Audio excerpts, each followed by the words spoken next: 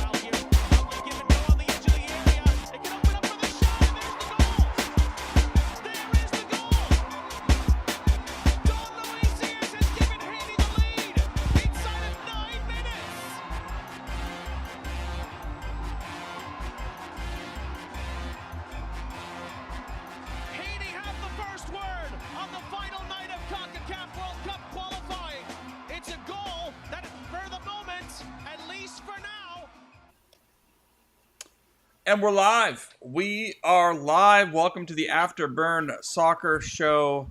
Finally able to carve out some time for this episode, this edition, as we are well into the offseason here for FC Dallas and family. But we're live. We're live to break down the latest news. Not that there's tons of news about FC Dallas, but we'll touch on that. World Cup. Major League Soccer season scheduling shifts that are seismic and exciting. Just so much to get to, and we'll try to break it down here for the next 30, 40 minutes together. And, of course, if you're on YouTube with us, you can send in your comments, your questions. You can shape the show if you have a burning take that needs to get out there. Of course, I'm Nathan. You can follow me at Afterburn Soccer. Let me try to get the little things up here. And with us is Colin Couvert there in the middle at Mr. Couv, and our good buddy Jose Carmona at El Chico Carmona. And so what's up, everybody? Let's get into it. I mean, but let's start with World Cup stuff. We just opened the show, a couple of clips there. Big moments for Petar Musa, his return to Croatia after quite a while, and he gets a huge goal. That is part of the effort to punch Croatia. Actually, and an assist, I think, as well. I mean, a lot of good action that push Croatia into World Cups. Congratulations to him for that return. He's in the form of his life right now. It's so exciting to see.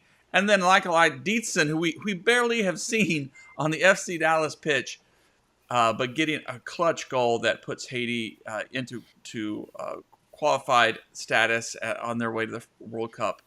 Ahead of supposedly much better teams too. Yeah. Let me make sure I get some audio here. Big moments for both players, and especially for Deedson, who we just really haven't seen. He's been this mystery signing. He's essentially been a signing for next season. Honestly, that's the way he's been treated.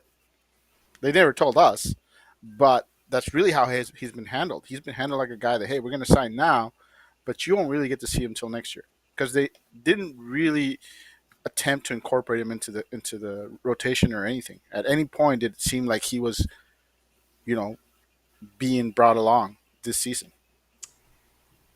It was a mystery, but exciting to see. I mean, exciting to see him come up big. It gives us a little bit of hope for what he could be next year, I think.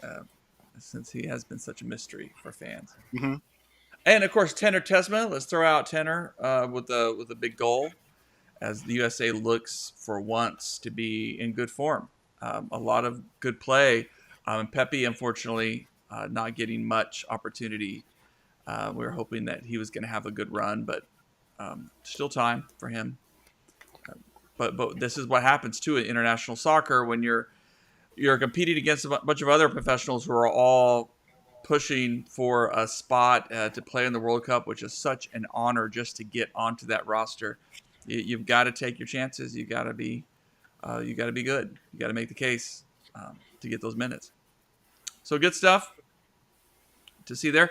But let's get into the meat of it. Let's before we talk about FC. What we're going to do for the major end of the show is really talk about FC Dallas roster decisions. They have not dropped yet. We know of one departure. May have heard of others. Colin may have the scoop on some, but um, we've heard it's been delayed because New Mexico United had a great run deep into USL Championship playoffs. And of course, that includes Thomas Pondeka, who's still part of the FC Dallas roster, even though he's on loan there.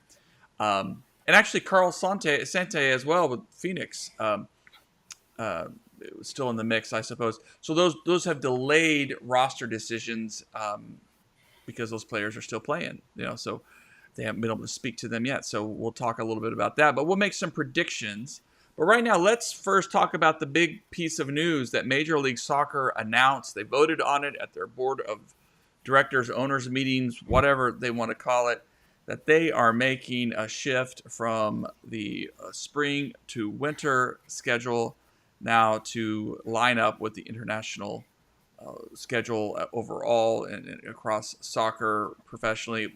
The vast majority of soccer leagues of going from a fall to spring soccer schedule. Let's just get reactions. Colin, Jose, I want to hear about your guys' thoughts on this. Colin, we'll start with you. Are you excited about this move? I mean, yeah, I think it's a great change. I think it's honestly something that the league has been needing to do. From me looking at it from a fan perspective, I like it a lot better. Because I mean, let's be honest, the only thing that changes is we don't have games in June, and no more 4th of July games, which I think every Fisco fan and person that goes to FC Dallas games is going to be happy about. No more super hot games. Obviously, August is there. September, you can get a little bit warm, but it's not going to be 102 at 7 o'clock on a Wednesday for 4th of July or whatever. So it's one of those things where it also could help FC Dallas because we almost every year except for the 2015-2016 seasons, we had a summer slump. Like, it was not often that we didn't have a summer slump. Even this year, we were still bad until mid-July, late July. So it's one of those things where there's been times where we've been third place, like with Nico, and dropped all the way to 7th. It happens sometimes in the summer, and it always happens then. So I think that benefits us. But overall, just for the league in itself, I think it's a good idea because you're going to be now able to get most of your signings in the summer. We're going to get them acclimated. You're going to be able to get them ready to go. And no more, oh, we can't get this player now in the winter because we have to wait for his contract expiring this summer. Or we have to wait to sign this guy in the summer because we don't want to pay the transfer fee in the winter. And a lot of teams in Europe don't want their players to go in the winter because they can't really sign many players. Like, the player availability just isn't there. I mean, look at Petar Musa. The reason we were able to get Petar Musa is because Benfica had 4 strikers, including him, on the roster. So we were able to be like, hey, you have 4 strikers, us buying Musa. That was part of the negotiation why we had to pay up a little bit more, is because they didn't want to let him go in case someone gets injured. So it's one of those things where a lot of those variables and a lot of those like question marks are now lifted for the transfer market and everything. And I think it's really good also for players, like with us being, if we want to go back to the developmental club that our identity and our DNA is, it's going to be good for transferring players out too and getting more money for that, because you make a lot more money selling players in the summer than the winter transfer window.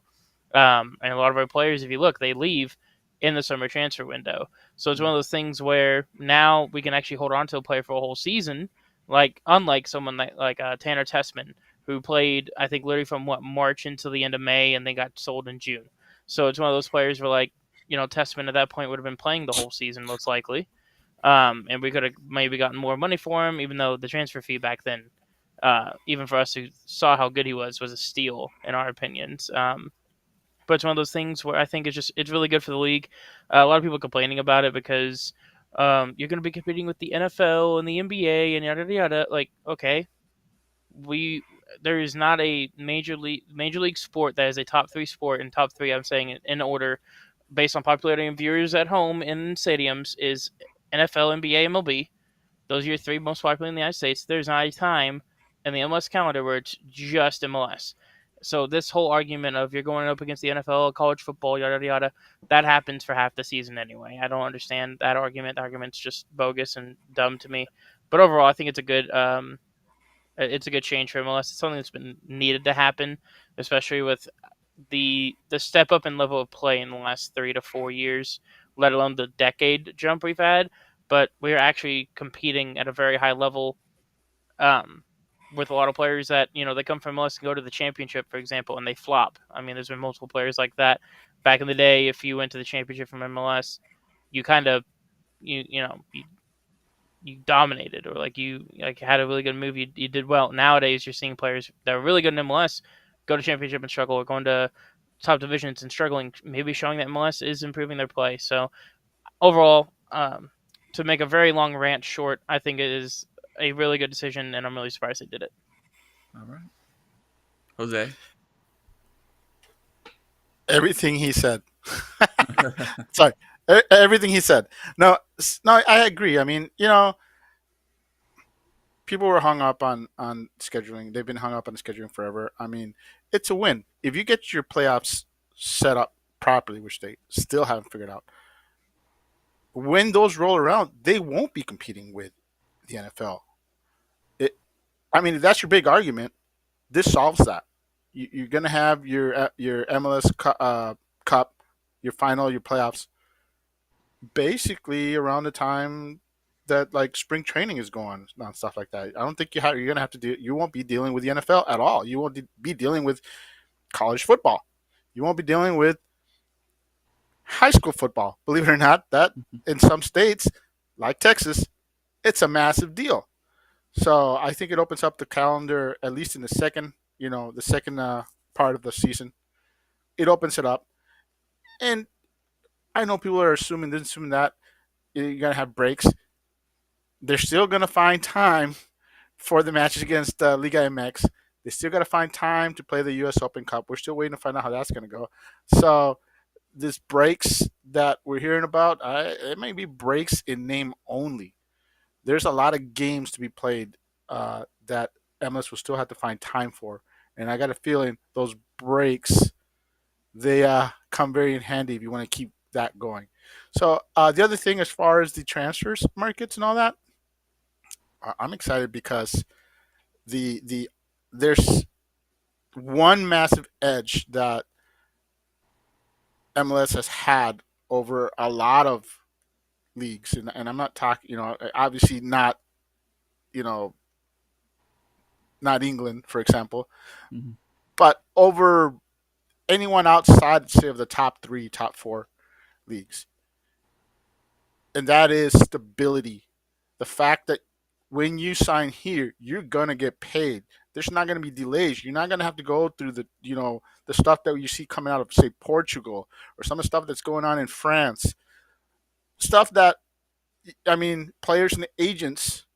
Do you come to the United States? Okay, you may miss out on. I mean, let's face it.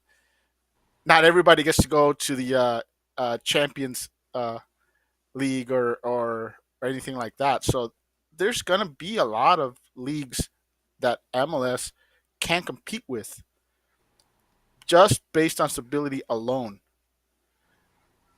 And I think you're gonna see that. You're gonna see some players sign like Petar Musa, who are gonna come here for simple reasons like that. None of the financial drama that you normally get. You may, and let's face it, not everything's going to be a pay cut. There's some teams in MLS that are willing to pay top dollar for players. So I'm very curious to see how this is going to pan out. I think the winners are the fans, in that the odds of your best player being sold midseason are going to drop exponentially. So I'm pretty excited. I think it fixes a lot of things. It creates other issues, but this is a growing league. It's got time to figure it out. It's got time before it's got plenty of time to make that all work out. So it's very exciting. The scheduling should be interesting. I'm looking forward to seeing how it works out. But You got to embrace the change. I love it. I mean, I warmed up to this. I mean, I will tell you that one of the things I've liked about Major League Soccer, and not that I'm saying I think it makes Major League Soccer better in every aspect, but I haven't minded that this league has been quirky, and we're going to continue to be a little bit quirky, and fans can complain about that. I mean, about roster rules, you have to learn this other language of TAM and GAM and designated players and U23s and homegrown players, and it's a little bit of mess. But although other leagues do have those I kinds of designations as well, but I I, just want I to add. I don't think that argument is part of this argument because the whole salary cap thing that's tied to a lot of things that the fans don't have control over. And right, until MLS can get a juicy TV deal that doesn't pay each team, under 100 million, until they get that juicy, at least something twice as rich as the current deal, that salary cap needs to remain in place. Because if you don't think the my Inter Miamis of the world aren't going to go out and just bring back the old NASL days, I got news for right, you. right. No, There and are that's where there are several teams that I, will absolutely go out of their way to break this league if they can in their favor. and that's where I'm going with it. I mean, I think those rules were put in place for a reason. And you can argue maybe they're not as effective as they could be. Maybe they should be. You know what? But we've been down that path before historically in American soccer, and it's allowed the team to get stable. It's allowed even lower spending teams to find ways and means to be competitive. And so when you have our national team coach Pochettini come out and say that Major League Soccer is one of the more competitive leagues in this world because anybody can beat anybody. You still have your top heavy teams, but they're not. They can get pushed around by teams that are building around young players. There's multiple pathways to success, which is not the case in the Premier League and other top flight leagues when you have the real top heavy guys. So there's a lot of layers for that, and I hope some of that quirkiness will stay, and I think it will. But the schedule has also been part of the quirkiness, which I didn't mind. It was kind of made us a little bit unique. But I'm on board as I've sat with this and think this is going to open the door to different kinds of talent. This is going to make it easier for MLS to continue to sell and develop talent as well as bring in guys who are in form who can make a difference. It's just I think it's going to be fun. It's going to be good for the league, and then I think it will open the doors for them to adjust roster rules to keep some parity, but also to open it up for our teams to go after I other I big name think talent. I think there's some realistic roster rules and budgetary things that can be done that don't necessarily involve uh, altering the salary cap that much. Uh, I think the one that I like to see, if there's that I think can be addressed, is every year we see whoever wins the MLS Cup, all those bonuses and everything the players get, those count towards, and then it counts towards salary caps and all that.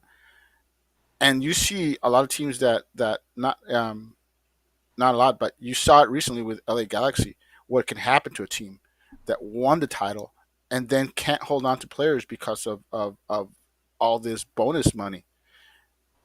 That's a simple fix. I mean, I'm all for parity, but I don't want to think that, hey, if FC Dallas catches lightning in the bottle next year and wins MLS Cup, then we got to tear the team apart because now we can't afford everybody and we got to go back to being a terrible team.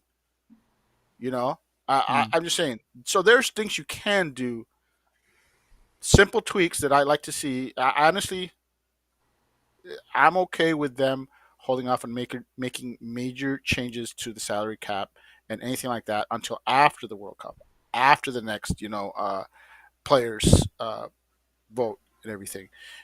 I like to see that addressed then. But until now, I think right now, until the World Cup rolls around, I wouldn't get too excited about too many changes. This is a not that it's a significant change. But as far as the monitoring and all that stuff, you guys just got to hang on a couple more years, and then we'll see some changes gradually. Of course, part of the change includes a sprint season in 2026, or yeah, to sort of a mini season, just so that they don't have a whole That's spring. Yeah, that's mini season 2.0 because we yeah, had during COVID we had a mini season, so right, you right. know It you should get a be fun. little deja vu type deal. Well, good. Well, so exciting days for Major League Soccer, but let's shift over to the big decisions awaiting FC Dallas as they continue to move into this offseason. And if there's one name we have heard for sure so far, it has been Sebastian Letjet, who did announce on Instagram, or at least alluded to the fact that he is done. His time in FC Dallas is over. Which, if you go to our little roster sheet here, I'll try to zoom in and work this as I can. Was one of those guys who did have a TAM players, which means he was a decent chunk of salary on the salary cap. Um, but he had an option year for 2026, but it sounds like the team did not. And that is not a surprise, I think, to anyone on the show tonight, anyone watching, listening, even though Leggett has been a great servant to the club and sometimes one of the better midfielders out there. I'm only a little sad about that just because I kind of wish a few of those players that the team could keep around to mentor young guys, or maybe Sebastian, as he gets along in his career, that he becomes one of those guys that can step down and coach as well. But it's clear, I don't think the tank is empty for him that he's filling, and I'm sure some other team is going to bring him in and give him an opportunity to be a part of the club. I don't think his career is anywhere near over yet. But so that's the only decision we've heard so far. The other guys on the list you see there, anyone that's listed 2025, we need to talk about. And I think last show, Colin and Jose, you made the case that Anderson Julio should not be around for 2026. At the very least, at the same level he was at this year. Do you still feel that way? Do you think Anderson Julio is going to be a roster cut going in to 2026? You want I to take mean, that, I'll Coop? guarantee I'll guarantee he won't be a TAM player. I think it'll be one of those situations where I think Julio can be a good part of this team. I think Julio can be a good player. I mean, we saw how good he could be and how good he was to the team when we were struggling. He seemed to be our best player, him and Petar Musa. So it's one of those things where we saw how good he could be. Now, towards the end of the season, after that small little injury or like absence for like those 3 games, towards back half of the season, he fell way down the pecking order in Quill's eyes. Whether that's effort, whether that's attitude, um, just from what I've seen in the stands and everything else, it's not going to allude to anything I don't know about for sure. But the attitude for sure is a issue from a fan perspective. I mean, we shouldn't be coming off the field throwing a hissy fit, throwing water bottles on the ground, um, when we just won 3-1 to end a home slump. Like, that should not be the attitude. The attitude should be, hey, I missed an opportunity, or hey, you missed a pass for me to make it 4-1, but we won at home. Let's celebrate and like move on. Like, I understand being upset and wanting to move on and like wanting to score, break that drought. That's one thing, but having a full blown hissy fit where you have to have people, leaders on the team like Leggett and Paz, come over and console you, brother. Maybe your emotions are not in the right spot. And again, people are human. You might have personal feelings, personal something going on behind the background that's just ate at them in that moment. I don't want to bash the guy, but having those kind of emotions, I and there is a level of professionalism you have to have. That and the poor play, I would for sure. I wouldn't mind negotiating and bringing him in on a lower than TAM deal. I mean, but if he leaves, it opens up a TAM spot for sure, and opens up an international roster spot. So it's one of those things where I'm not too worried about it if he leaves. I wouldn't be like heartbroken if he left. If anything, I'm more sad that Leggett is leaving. But same thing with Julio. Um, Leggett was someone that was 45 minutes in the tank, maybe 60 minutes in the tank, and that was it. Um, he is getting older.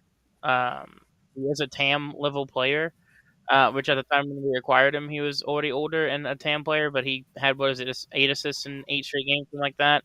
So it's one of those things where it was worth it to get him back then. We were pushing for MLS for an MLS Cup in third place in the West. So it's one of the things. Legit sucks to see him go, but Julio, yeah, but not. I would not be surprised that man's not back next year, and I wouldn't be heartbroken either.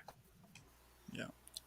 I will take an opposing view to that, and I will tell you that whether he stays or goes depends on what formation Dallas chooses to employ next year. Because let's face it, that frustration might also stem from the fact that once he got healthy, once he came back, he was playing a completely different formation that did not require wingers, his preferred position. So while some players benefited, I would say more players benefited than were hurt by it. There were some players like Julio, combined with injury, that were hurt by that formation change. And if you're a person who's trying to move, who's saying, "Hey, you're watching your stock value drop because you're being placed out of position, you're having bad games because let's face it, that's not where you want to be playing, not in the manner you want to be playing." I think I'm not defending. I'm not saying that that's the cause for it, but I could see his frustration bubbling over. And yes, there's some profession to it and whatnot, but at the end of the day, we're all human. And I would say the formation next year that they choose. I mean, if you're gonna go out of the three in the back, you're gonna need some wingers, man. And letting one of the few wingers on your roster go sounds like not a very good deal. So I would say if they don't go three in the back next year and go to a four-man back line, then I think you keep Julio at least for the first half of the season and say, hey, and promise him that hey, we will find you a new home. Come the summer. So I'm not closing the door on him. I'm saying it would be foolish to move on from him if you suddenly go to a four in the back. If you decide you're going to go stay three in the back, then absolutely, I can see him being gone. But you're talking about next year. I mean, what about Deedson? Can Deedson play anything other than wing? Because there's another guy. So there's two wingers that you'd have to basically move on from. Uh, so I'm not saying I've changed my mind on Julio. I'm just saying let's see what decision is next year. And I would if he stays, I would take that as a sign that we're going back to four in the back. The next, yeah, Combined with him having some trade value, meaning the right, and team maybe that's simply trying to move him. that's all that and of course it could be that The Dallas Hunts is don't working. the Hunts don't like to get rid of players that they think they can earn a buck on. So there's Hmm. that to Yeah. keep in mind too. And he certainly What was has it? value. It was two. What was it? A year ago? Well, it was one of the expansion drafts. We signed someone expecting them to get picked in the expansion draft, and they whiffed, and no one picked them. It was Mm. it the Austin draft? I can't remember, but we were going to decline the option. I mean, I heard for weeks, and then it said negotiating, and they didn't get a deal done and announce it until after the draft. But during the draft, they had already finished it, expecting him to get taken by Austin, to where they can get compensated that GAM money by the league because they thought he'd be taken by Austin, and they signed him at a lower roster designation for that. So it was one of those things that could happen too. I mean, Yeah, we I don't have mean an they tell it. expansion drafts, but they could definitely trade him for sure if they can get him Yeah, off that TAM restriction, or even if they get him on the TAM restriction, as they know someone that wants him. Hey, we'll get his salary a little bit down for you if you can get us this or this player, and it's happened before in MLS. I mean, really Agata to RSL. We negotiated his deal. I think it was still a DP, but they negotiated his deal to where Kansas City was able to get his salary redone, and he got traded to RSL, and now I think he's about to be a free agent. So it's just one of those things. You never know. Man, I think he does still have some value. I think teams will value his productivity, but yeah, it's and maybe they pick up his option and look at those what's out there. But it's that's the inside the game kind of stuff that I know they're looking at. Um, yeah, here we go. We'll dig up the chat. All right, thanks. PB talks. Looking at the next guy, of course, Sebastian Ibiaga does have an option for 2026. He's not a TAM player anymore. This is another one of those polarizing guys who, based on what kind of part of the season you look at, you kind of go, oh, he shouldn't have been on the roster in the first place. To like, maybe he has some value still to this team if definitely valued by the coaching staff for his leadership, his presence. But he could be gone. I don't know. That's one that I would let go. I would just say we need to get younger at that position. We need to upgrade that position. But he's played a lot of minutes, and I've even seen some of our diehard critical FC Dallas fans kind of begrudgingly give Ibiaga some respect after his second half performance of the season. One of our steadier center backs. Thoughts? Is he going to be around in 2026, Jose? I think he will. I think his value is more on that veteran presence, that locker room presence. There's a lot of things that he offers. I think we would all be happy if he could be brought down, um, to a smaller deal. And I think the concern from my perspective is I this team's track record doesn't guarantee that they'll sign someone to replace him at his level if they let him go. And do you really want to see Abubakar be a locked-in starter next year? I'm just saying something along those lines. Not necessarily Abubakar, but somebody like that who's got even more flaws than Ibiaga. So I think Ibiaga brings something to the table. I think the concern is his salary, but at the same time, I think I'd be okay with him coming back another year.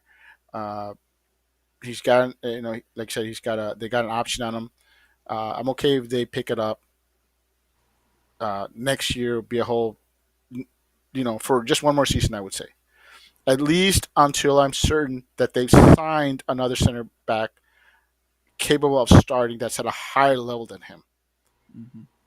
Until that happens, I can't see him going. I mean, the team could decide to move on from him, and I would be here just panicking about who's going to be starting next to Reggie, because, like I said, this team does not have a track record of bringing in quality center backs. They're a team that likes to find bargains, find guys that look like they are ready to take that next step from being a key sub and ready for starter minutes, but that doesn't guarantee that they are. So yeah, I'm okay with him coming back. Like I said, my concern is his salary.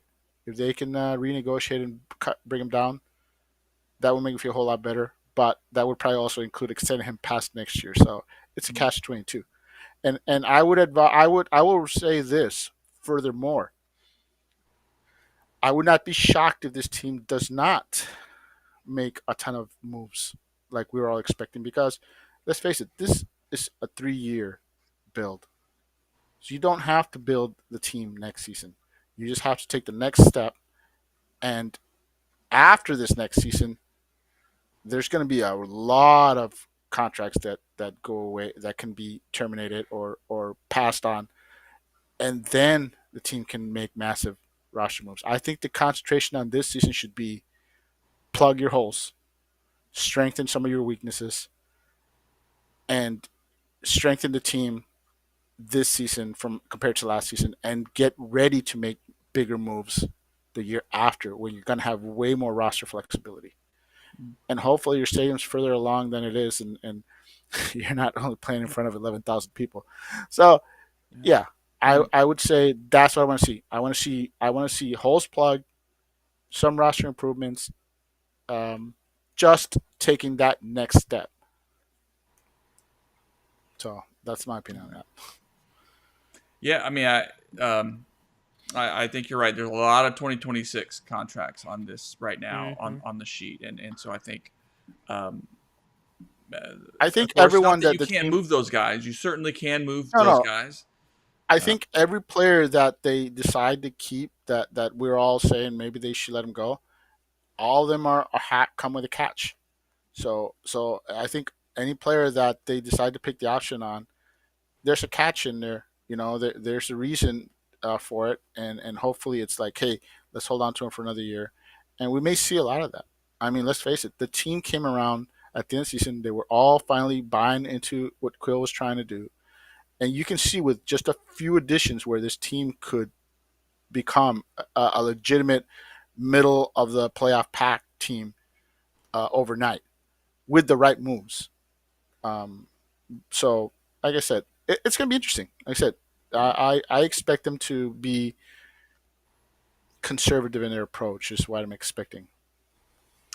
well, let's hit a few names quickly because some of these there's just not much to talk about. I mean, but Herbert uh, Indley, season-ending injury while out on loan. I believe his contract is through 2025, though they have an option. It's hard to see him coming back, even though he can play wing back. If you're looking at that three center back, five in the back kind of thing. But right, guys, it's hard to see him with a long recovery ahead. I just don't see that as a possibility. Um, I Jacob would say that. Jackson. Oh, go ahead, Jose. I was going to say that Endeley is an obvious cut. I mean, simply because if you need room to add players to plug those holes, and if you got a young player who showed potential but then got injured, and now coming off injury like that, he's going to need like at least another year to recover. Why would you waste your time? Let him go. Let Mm-hmm. him, maybe he signs Yeah. with a USL Championship team or something, and there's always a chance you can keep tabs. You'll keep his rights, and if he comes bounces back in 2 years, you can make a move to bring him back then. But for now, let him go recover and gain back his confidence somewhere else. He's still young enough. He could still. He's got some experience. He's got some potential. I think he'll land very well, and who knows? Maybe he'll even impress another MLS team. Jacob Jackson, no contract options, so his contract runs out. I assume the team is going to be in discussions with him. Mm-hmm. Um, it looked like Can they. confirm they are. Okay, good, good. All right, good, Yep. Colin. Yeah. I mean, it makes sense. It makes sense. Yeah, he It showed he makes showed sense, something especially. nice. I mean, it makes sense. Make it a three keeper battle royale to see who comes up top. I mean, but absolutely, you sign him, and then you're gonna have to move somebody. Maybe it's him. Maybe uh, it's our Indonesian national player. That's right. You never know. The it would be interesting. Absolutely. Colin, have you heard anything about Paz? 'Cause I had a little hint. I was given a little hint that Paz could be on the move this winter. Yeah, I mean, he had interest for sure, and the club is really Quill likes someone who's aggressive between the sticks, and obviously Collodi is way more aggressive going out for crosses and everything than Paz. Um, Paz was also a very good shot stopper, which helped with how Quill wants to play too. So it was really tough. But I think Paz's injury was what, from what I understand, is what put Collodi over Paz. Like the consistency that Collodi had compared to Paz, where 3 games he's really good, and then 2 games it's like, where's the Paz we know? And it's kind of what got him in trouble at Utrecht and got him in trouble at, I believe it was Ajax before that. It was his club before that. Like, it was the inconsistency.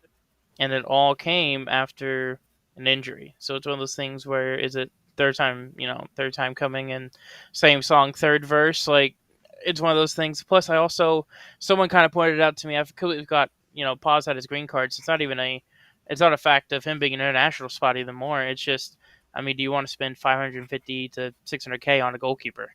And in this league, sometimes it's worth it, sometimes it's not. I'd say with our defense already being as leaky as it is, Paz really wasn't a difference. If anything, we were better with Collodi between six. So, yeah, I can confirm. I've heard some whispers about Paz possibly leaving. I know it was heavy last winter for sure, and he rejected 2 teams. Um, didn't figure out who they were, but he rejected at least one or Well, 2 teams. And well, now, I think the team rejected one of those deals because that was that Italian club that wanted him on loan, and FC Dallas did not want to send him on loan. They wanted an outright deal. hmm Uh, I, th- I believe it's an Italian club, and now I think if they do sign Jackson, now they have some flexibility where if a team wants to come in and say, yeah, hey, we'll take him on loan with an option to buy. Now Dallas has that flexibility to say, okay, we can do that because it gets him off hmm the roster and get And I think they're just going to be way more flexible with what they can do with the 3 goalkeepers. I think that makes it very exciting to watch what happens between the posts. Uh, this 100%. house. Well, Yeah, next. and Oh, go ahead. Go ahead. it was just the Italian club was not one of the 2 teams I was talking about. Very close to Italy is the other 2 teams I was hearing about from the La Liga is what I heard about. Mm.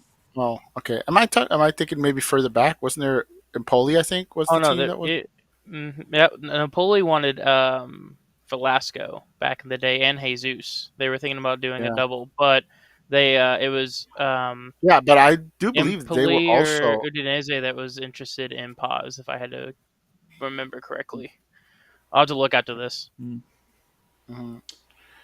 Well, going down this list, of course, Nolan Norris' contract runs out at the end of the year. 2 contract year options. I mean, without a doubt, they're going to pick him up. I think They need it to might. pick him up and they need to redo his contract because this kid is. I mean, He's ready. he's showing signs that he's ready to step up and yeah, He's ready. pick up the option, give him a new contract. Pedrinho, the next name, Mhm. who is interesting just because at points this season, at a certain point, especially, you thought, well, his time's done, But Quill spoke positively of him in a post-game press conference. He continued to get some minutes, some key minutes.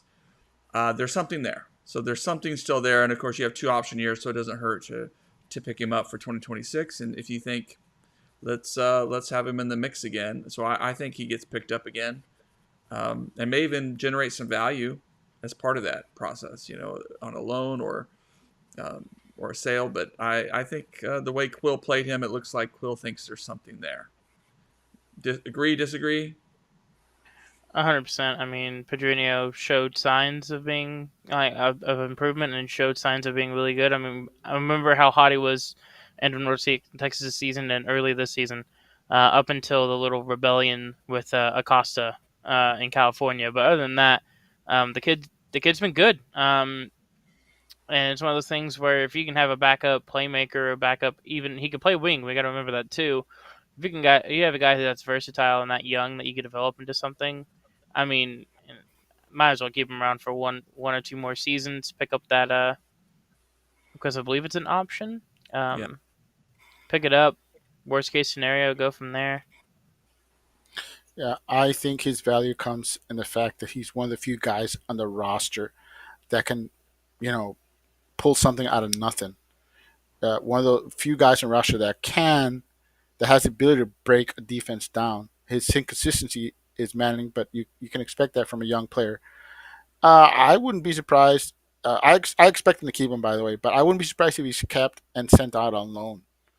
Uh, because he's a player I think who could benefit from regular playing time as opposed to coming off the bench for FC Dallas. Mm.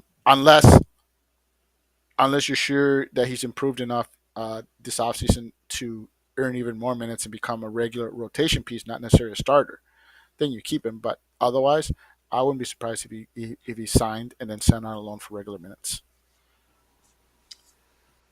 Next 2 names are gonna be interesting. Anthony Ramirez, contract runs out, homegrown player, certainly continued to play a significant role, though he was dealing with some injuries this year with North Texas, and played a critical role to help them get into the playoffs late. But you get to the point too where you need to see him take the next step. They got plenty of option years, so I imagine they could keep him around and keep giving him some minutes with North Texas, but or you look for that loan to help him grow. Carl Sante, another one interesting. Uh, I don't know. I don't know. I think his time is probably over if they can't convince Phoenix to pick him up. But I'd be curious your thoughts on that, Jose. Um, Well, I'm a guy who thinks he should get a chance, but at the same time, he does take up an international slot, and that may be what makes the decision for them. The fact that he takes up an international roster spot. If they don't think he can come in and give them solid minutes, then why would you waste a spot on a player like that? I like him. I think he is a Quill player, and I think whether if he stays, it's because Quill says I want him on the roster, make it happen. And other than that, I would say the fact that he takes up an international roster spot is the thing that may doom his time here in FC Dallas. yeah, Oh, and also Ramirez, he's gonna be like 20, so yeah, that guy should be Yeah. kept. Yeah, Ramirez should be kept. I mean, he's 19, should be 20. Yeah, there's Yeah, no way you yeah, don't keep him. exactly. The Yeah. guy still has his best years are ahead of him. that's good. That's good. Yeah, and I just think it's just the challenge with some of these kids is that at some point North Texas, it's good. It gives them a lot of experience, but you've got to take a next step, and that's where like the next name, Tariq Scott, his contract runs out. He has a couple option years. I think it's nice to have a homegrown striker that you can turn to deep on the chart. But even with North Texas this year, it was clear that he was stuck there, just needed a change, and so they got him a loan to Monterey Bay, um, and and maybe Where he they got try to regular renew minutes. that, sitting there for the year, get him some experience. But um, another one where it's good to have always good to have a striker for practice and to develop.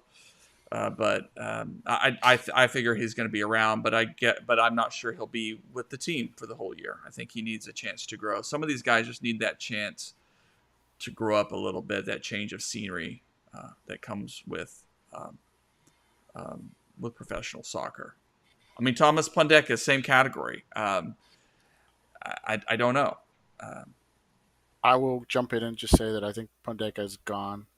I mean, he's a player Hmm. that they took a gamble on, and honestly, he's basically right. He's like Endele, he's a minus the injury, but he's a player that basically showed he could play at North Texas level. He hasn't proven he can play at MLS level, and he's one of those easy remove spots that you can clear to bring in other players, and I think that's going to be the move. I think he'll excel somewhere. Obviously, getting regular minutes at USLC level certainly will make him a hot commodity at that level. And if they bring him back, it's simply because somebody has shown enough interest that they're willing to trade for him but at that level, it's not going to be a big enough, I think, for them to bring him back. So I think he's gone. yeah, Yeah, it's one of those things. He played 15 games in New Mexico, and only 2 of them are starts. I mean, New Mexico Exactly. went really deep this year. They weren't, and it's one of those things where like, if he was being an impact sub, great, but he really didn't do much off the bench. Um, and then the chime in on some players I missed. Tariq Scott, 100% got to pick up the option. I mean, he looked electric for North Texas, and we only got on that loan. I believe it was like August 22nd. So it's one of those Mhm. things. He's been there half a year, nothing really there to do anything with. And then did we talk about Sante or Sante? Did I miss Yeah, that? yeah. We were Okay. talking about he takes up an Yeah, international record spot. I would decline it. Yeah, at this point, a correction from last episode. Sante does not have a connection with Quill. He got there 6 months after Quill left for Ah, New Mexico, but he was someone that they tried to get beforehand. So yes and no. But even then, I mean, the guys he made 17 starts for Phoenix. Either he was doing really really well, or he was being reckless and getting red cards and having like obviously match ratings don't mean anything, but literally his match rating average was 6.8, and it was literally anything like like it was either way below 5.5 or like 7.5 plus, which caused that average. So it's one of those things where it's like he's either really really good or really really bad. So it's I wouldn't pick him up either. And then we were just oh well, Lord, I'm missing it. Yeah, Pondeka I wouldn't pick up. Sante no. Twig Scott yes. To keep Yeah. it short and sweet. Yeah, and the last two then to round us out, Diego Pepe and Alejandro Urzua. I'm definitely a yes on Alejandro. I think Diego Pepe, went to Texoma. I think didn't make a big impact there. Although I don't think they're a particularly good team this year. Um, and have a lot of struggles that organization.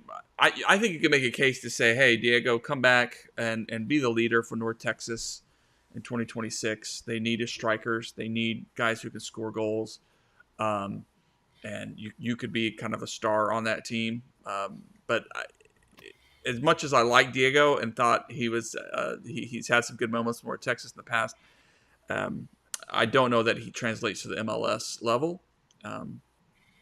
like his brother did, like Ricardo did. But yeah, so it's interesting choice there. Doesn't not that his departure opens up a lot of roster spot for you or space, but does at least open a little pathway for some other homegrown player.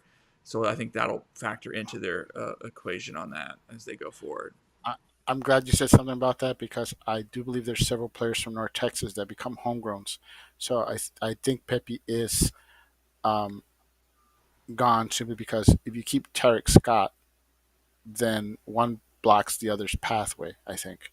So you got two younger attackers. I think you keep one and let the other one go. And I think Tarek Scott is the guy I'd keep. And Pepe, another guy that could still improve in the future, but he's not MLS ready yet. Yeah, I mean I would. Yeah, Pepe's one of those. Ozua for me, I would say no. Apparently the option that he has is pretty high for a homegrown, and for someone who, I mean, he started to play quite a bit at the end of the season with North Texas, but it's one of those things where like I understand he's a homegrown, but he's been a homegrown for 3 seasons now. Like he's been a pro for 3 seasons, hasn't broke through. Injuries are harboring him. I would decline the option, and if anything, maybe sign him full time North Texas, maybe or something like that. I don't know. Pepe for me, I would pick it up. I mean, he's 21. It's a 1 year pickup, I believe, because he still has multiple options, and yeah, he has options for 26, 27, 28. So it's one of those things where I would 100% just pick him up for a year, see what happens. And I mean, they're about to move to Mansfield, so and everything else. I would, if anything, I know 442 is an option for Gall as well. So maybe run both of them up top together. But we just have to see what Gall wants to do with that. And my thing is on Arsu. I think he's another guy. I think yes, his option's big, but I think you bring him back and loan him out to a USL Championship level team. I think he's still young enough that they can afford to take that chance on him. But that's just me. Yeah, True. good stuff. I mean, Uh, yeah, and you guys are right. I mean, you said this before, Jose. Like this is about plugging holes. If the team can, you know, drop a handful of guys and create a little bit of space to go out and look at that a designated player over the winter. Look at another, maybe a center back, even within the league, someone who's that veteran but maybe younger. All those things can help bolster this team just really quickly and give them some options. I mean, yeah, I think getting a designated midfielder, someone who is really going to elevate the midfield, and a veteran center back. I think you would already be putting the roster in a really strong place going into 2026. But with that said, there's also the options that we might see a departure of guys like Giovan de Jesus, who's been out injured, still has his contract run through 2026. Does he get loaned out? Do they figure out a way? Do they figure out a buyer for Enes Salih and open up some possibilities there? There's some guys on the roster that could open up more space for the team to play with if they can find the right deals and opportunities for them.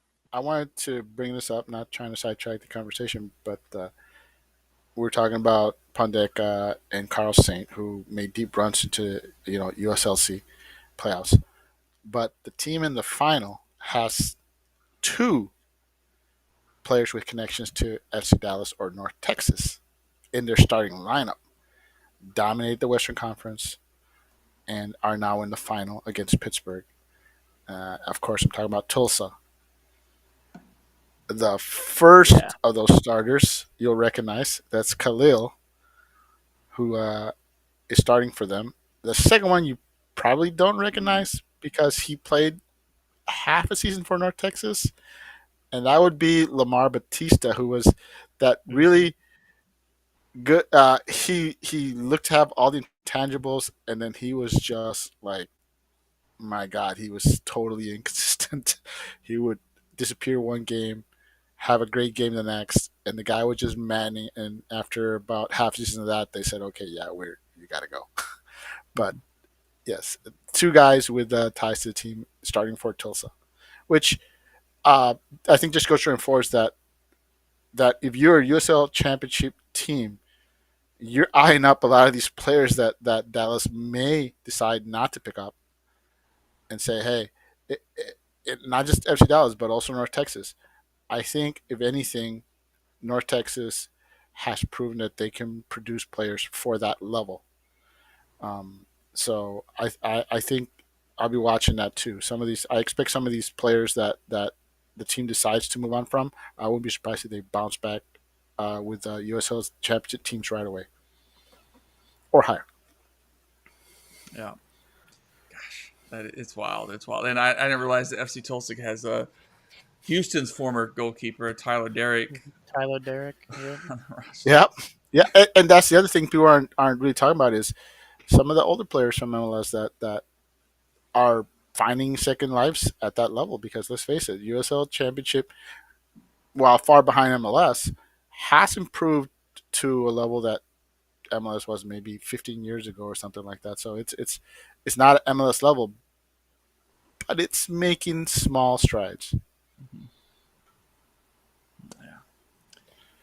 Well, I need to leave it there, guys. I got dinner waiting for me. But we've just started to scratch the surface, and of course, who knows what's going to unfold over the next week or so. We expect roster decisions to drop any day, maybe even tomorrow. We know there's been a little bit of turnover. Gina Miller, the longtime vice president of media relations, did move on to the Dallas Mavericks. Congratulations to her.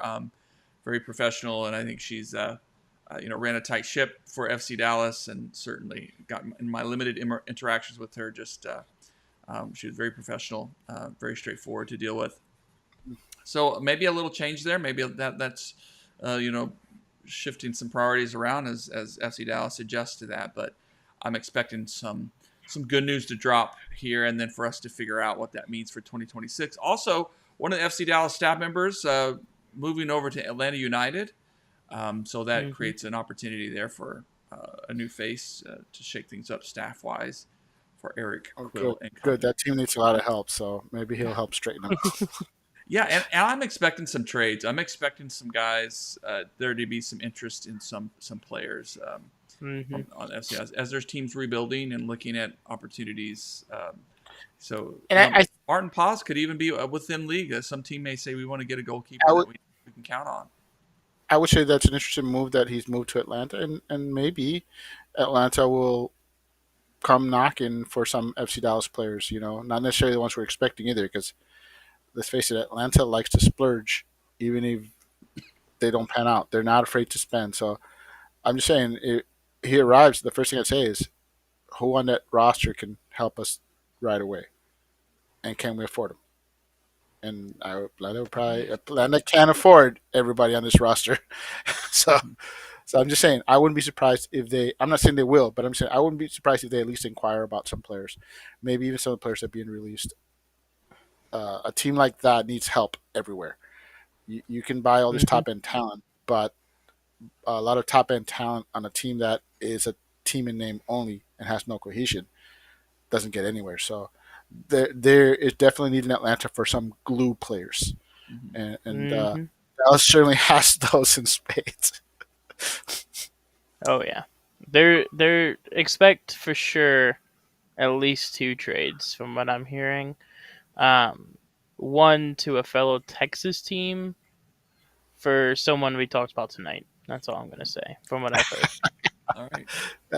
I wouldn't be surprised. I think some of our fellow Texas team have been taking up FC Dallas' sloppy seconds for a couple of years now, so would not be surprised at all. All right, well, let's leave it there. Colin, Jose, appreciate it. I'm not sure when we'll do the next show, but we'll probably in a week or two as offseason gets going. Roster drop. Yeah. Roster drop. If there's I would say if there's a shocking move or two. Yeah, we'll jump on. We'll figure something out. All right, well, good night, everybody. Of course, follow afterburn.soccer. Follow us on social media, and we'll share the information. We got an article coming later about the season shifts and things about MLS sort of growing up a bit, and I think that's it's a good time to be a fan. All right, good night, everybody. Good night. Good night.